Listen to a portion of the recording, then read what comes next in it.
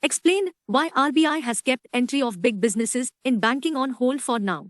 Corporate houses were active in the banking sector till 5 decades ago, when the banks promoted by them were nationalized in the late 60s amid allegations of connected lending and misuse of depositors' money.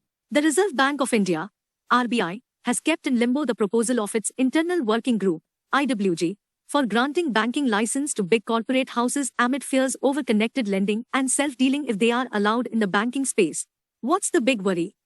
While the main argument in favor of allowing corporate presence in banking is that they can bring in capital, business experience, and managerial competence, there are apprehensions that it was not easy for supervisors to prevent or detect self-dealing or connected lending, as banks could hide connected party or related party lending behind complex company structures and subsidiaries or through lending to suppliers of promoters and their group companies.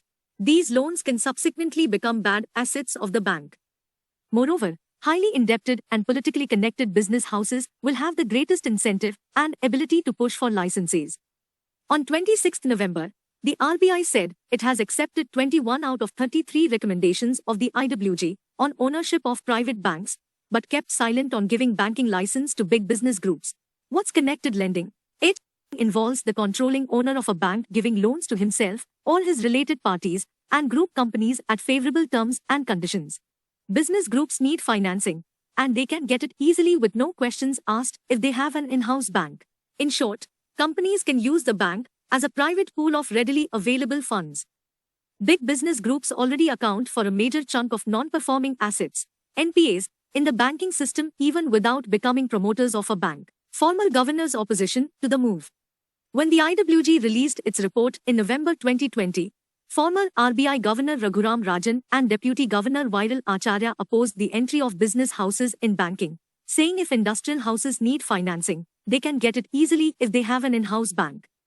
The history of such connected lending is invariably disastrous. How can the bank make good loans when it is owned by the borrower? Even an independent committed regulator, with all the information in the world, finds it difficult to be in every nook and corner of the financial system to stop poor lending, they said in a joint article. In August 2011, the then RBI Governor D. Subbarao said, in one of his speeches, by far the biggest apprehension is about self-dealing, that companies will use the bank as a private pool of readily available funds. The story so far. Corporate houses were active in the banking sector till 5 decades ago, when the banks promoted by them were nationalized in the late 60s amid allegations of connected lending and misuse of depositors' money.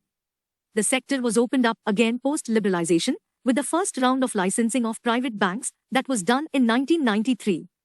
Since then, there were 2 more rounds of licensing of banks in the private sector, in 2003 to 2004 and 2013 to 2014, culminating with the on-tap licensing regime of universal banks since 2016.